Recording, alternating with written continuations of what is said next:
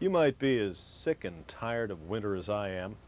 Springtime in New York means different things to different people, but to Japanese sword stylists, like, me, it means it's time once again for the annual sword exhibition at Azuma Galleries in Lower Manhattan.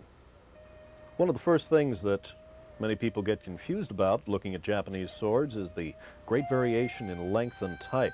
Right now we're looking at a tanto. That's the shortest of the Japanese swords. This one's very ornate. It's a type that would be worn at court or formal occasions. Great enamel work on this piece, and it has the Tokugawa family crest. That's from the era of about 1600 onward. Here's another example of a tanto, a little more sedate, a little more conservative tanto, this one with the Toyotomi crest. The size most people are familiar with is the katana, the middle-length sword.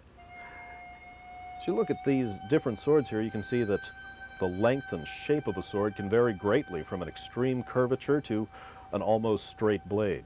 The longest size of sword would be the tachi, cavalry sword. These would sometimes have extreme curvature, and they would have something called legs, ashi, by which they could be attached to the belt.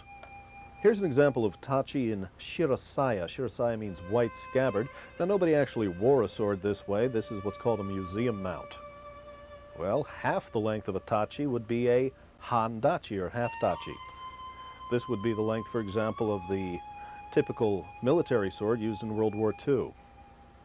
Here we see a matched pair of swords, long and short. The pair is called daisho.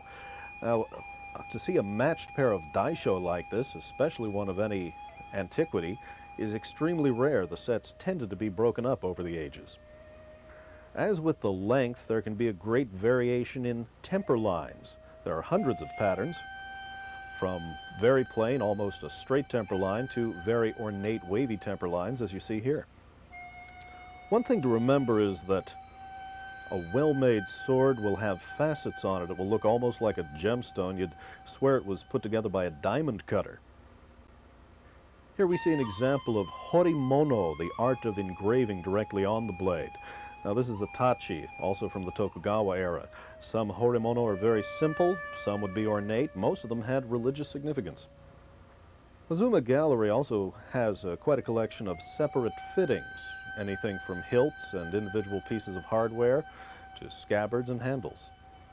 The annual show also includes quite a bit of other Japanese artwork, everything from drawings and wood blocks to ceramics and museum pieces, pieces of armor, for example.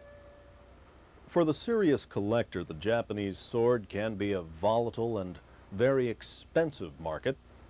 Norio Azuma is one of the most reputable sword dealers in New York.